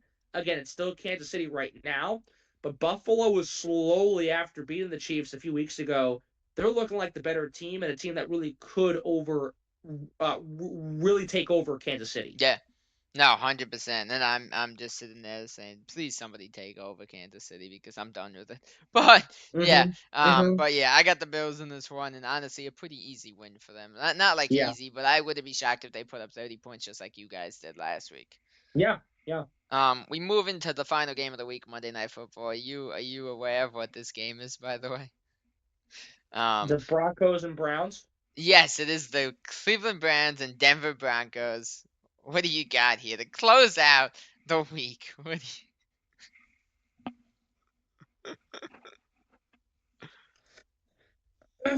Excuse me. you Let me know, by the think way, I here. do want to add, like, Oh. why is this the Monday Night Football game? It should be the Eagles Ravens, Honestly, and this should be in the 4 o'clock window. yes, I agree. Or you put the Eagles on SNF for a second straight week, though I'm not too sure about that. Anyway, Yeah, the point is, um, I don't know. I mean, Denver is going to win this game. This game is going to be so entertaining, Jason, that I would rather watch Joe Buck comb his hair 5,000 times. And the point is that Joe Buck doesn't have much hair. So, um, yeah, Denver's going to win this game. Though Bo Nix is furthering himself these past yeah, few weeks to say, okay, maybe I've had a rusty start, but I can be the guy. He has been exceptionally good yeah, these past couple weeks. He's been sensational. He's been lots of fun to watch. yep. And against a Browns team that is dog crap to say the least, um, this is going to be a one-sided affair. Dog crap So unless you put Denver them in the should, snow. yeah, and then they mix in with the crap and they turn out to be good somehow. So, look, the Browns are not winning this game. I Yeah, think Cleveland easily loses. I think Denver easily wins. The Broncos just feel really good. And yeah, honestly, after losing the way they did to Kansas City, they proved in that loss that they can compete with a team like the Chiefs. yes, Then they beat up on Atlanta, and then they win again. So they're a team where, yeah, they're coming off a win against the Raiders, but Bo Nix is showing strong strides these past 2 weeks. And these are the strides that you need him to show at this point of the yeah, season, whether or not Denver makes the playoffs or not, which I yeah. think they will. Would you? So I know we've talked about this before. Is it potentially hitting the point where you no longer view Jaden Daniels as Rookie of the Year, and it could end up being Bo Nix? I'm not there yet. Okay. No, no, I'm not there yet. I've heard that conversation brewing recently. It's 2 weeks in. Yeah. But let's hold our horses here. I mean, again, Jaden Daniels is the front runner, and maybe that was a bit of a overblown conversation back in week 2 and Yeah. week 3 and 5, 6, 7, 8, 9, and 10. But Yeah. um, if we really look at the overall logistics of the season, Daniels has had a better year. I like Bo Nix more. I Yeah. love Bo Nix. I really like him a lot. But Daniels is the better player, and he's had the better season. Yeah. Daniels is a guy. Yeah, there's been struggles these past few weeks. Daniels is a guy who can seriously still be in the MVP conversation. Yeah. I don't see Bo Nix there right now. Man. Now Sure. again, give it time. Maybe that changes. Who knows? But these 2 weeks are a good start for Nix after what has been a very ugly, ugly start to his career. Yes. So I go with Bo. I go with Denver. I go with the Broncos. They're going to beat the Browns. Bo's going to look good again. And if this is another foundational showing from him, then maybe in 2-3 weeks' time, and maybe by the time this regular season ends, we have a different conversation. Yeah. Maybe it goes from Daniels to Nix, or maybe it stays Daniels and Nix is a runner-up potentially. Who knows? Yeah. But what I do know is that Denver's going to clobber Cleveland this weekend. Yes. Yeah, I don't really have much more to say on that. Bo Nix has been impressive.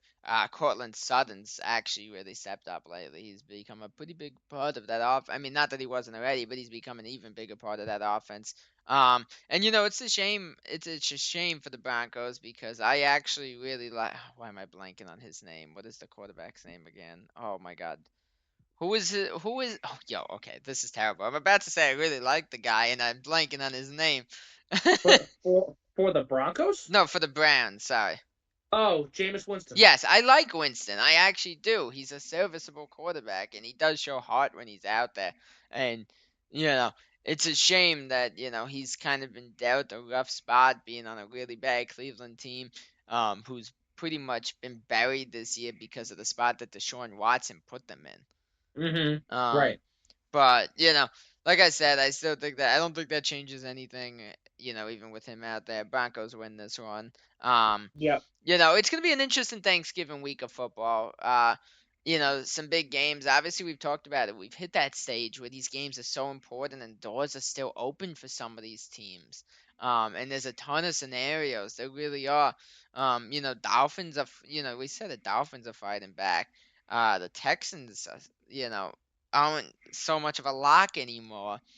Um, who knows what happens in that freaking division with the NFC West with the Seahawks. I feel like that's anybody's division to win still at this point. Mm-hmm. Even with the Rams being 4-7, they still have a little glimmer of hope because we never know what we're getting at some of these teams.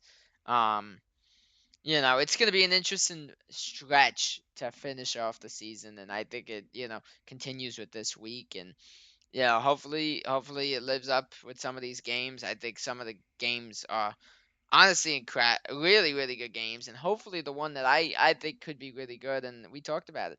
I really hope the Chargers Falcons ends up being a good game because it could be if the Falcons show up. Um, but yeah, we got some good football. I don't know if you have anything to add in before we end this off, but Well, look, I mean, again, it's something where the teams we talked about who need to win yeah, actually have to win these games. yes, And it's also the sense of you have these teams that are definitely the better team going in. They can't get lazy. They can't get complacent. They can't underestimate their opponent. no. Houston cannot underestimate Jacksonville. I think You're they at that stage somewhat of the season where underestimated these, Tennessee, yeah, and that's why they lost last week. yeah, So again, you can't afford to play, sort of half-hearted at this point of the year. This is not the end all be all, but this is the beginning of the stretch. And this stretch is where if you start good, you're on the right path. If you struggle and wobble and fall yeah, at this point of the season, the way you end the season could resonate how yes. bad your fall could be this week. Yes. So we'll see. One thing I'm gonna say is, it sounds weird to say, especially when you have teams like the Giants, the Jets, the Panthers, those teams in there. But at this stage of the season, I feel like you're hitting a point of a season where any team is dangerous, even the bad ones, because they want to play spoiler. They honestly, that's what they want to do. Um, you know, I the mean, the yeah, Pan the yeah, Pan the but Panthers would take so much pride in beating the Bucks this week. Prime example. absolutely they would. Yeah. But if we also look at reality, the Jets and Giants don't have the guts, the manpower, let alone the common sense to play for pride. No, So yeah, the opponent could send out 11 tissues to play for their team, and the Jets and Giants would still somehow I'm lose to telling the you, tissues. Jason, I'm telling you, put the Massapequa Mustangs against the Jets and Giants combined, and the Massapequa Mustangs win the game. Seriously. No, I'm Honestly, we serious. might be able to round up a team of toddlers, and they might still beat the Jets and Giants. Mm-hmm. But yeah, I mean, we'll see. Okay, maybe not the Jets and Giants, but even some of the other bad teams are still dangerous because playing for pride, it does become interesting at this Yeah, stage of the for season. sure. But we'll see Yep. what happens. And it should be a fun week of football. Sure thing. Happy Thanksgiving to you. Yep, happy Thanksgiving to everybody watching as well. But yep. Thank you guys so much for watching our week 13 predictions, guys. Like we said, looks like an amazing week of football. All 32 teams play. So yeah, if you guys are new here, drop a sub. If you guys like the video, leave a like. Also, guys, leave a comment below with your guys' prediction for the week. Also, guys, happy Thanksgiving. Um, I'm truly grateful for every single person who comes into the Twitch, the TikTok, watches these videos. It means a ton. So enjoy your guys' Thanksgiving, and we will see you guys in the next one. Peace out, everyone.